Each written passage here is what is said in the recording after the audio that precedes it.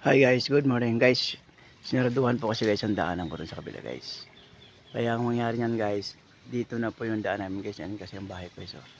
Dito na po ang daan namin yung patawid sa ilog guys. Yan. Nagawa na lang kami na improvise na tulay. Yan. Para makatawid. Ang problema to guys, pag bumaha guys, aabutin kami ng baha. Pero wala tayong magagawa guys kasi binakuran kami ng mabait namin kapitbahay guys. Hindi na kami pinadaan. Kaya ang daan namin ngayon guys dito guys oh. Gagawa na lang ako ng ano guys, daan dito sa tabing ilog guys. Magigilid na lang ako guys. Papunta sa sobrang sulok na daan guys oh. Yan.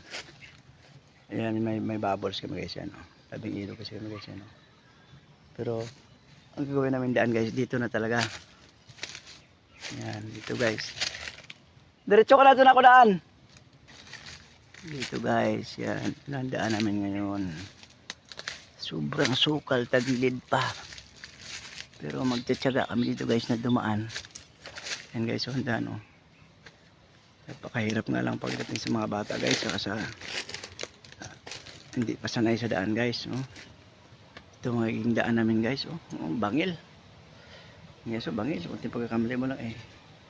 Lag-lag ka talaga dito guys. Pero wala tayong magagawa guys kasi sinarahan tayo. Hindi tayo padaanin ng bait natin kaibigan guys eh. Samantalang government naman yung daan yung guys. Hindi naman sa kanya. Hindi naman yung titulado guys. Okay ito. Bangil. Nahulog ka guys. Tapos ang laban. Pakahirap talaga guys oh.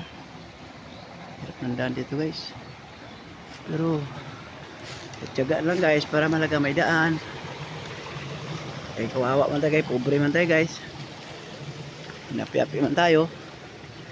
Pero okay lang guys kasi naniwala naman ako na pag ikay pinahirapan ng kapwa mo, may gantimpala ka makuha kay God. Mas magandang buhay na ibigay sa'yo. Kaya magtyaga-tyaga naman tayo guys sa daanan na ito guys. Oh. Yan. Sobrang delikado talaga guys. Oh. Okay na akin guys, sanay ako sa bundok. Inaalala ko yung anak ko guys, saka yung aking misis. Hindi man sanay sa buhay na ganito guys. Guys oh, pakahirap ng daan guys. Oh, gilid na gilid. Ano? Pero okay na rin guys. Mas may daan, di ba? Okay. Thank you for watching sa aking magandang buhay. Bagong daan.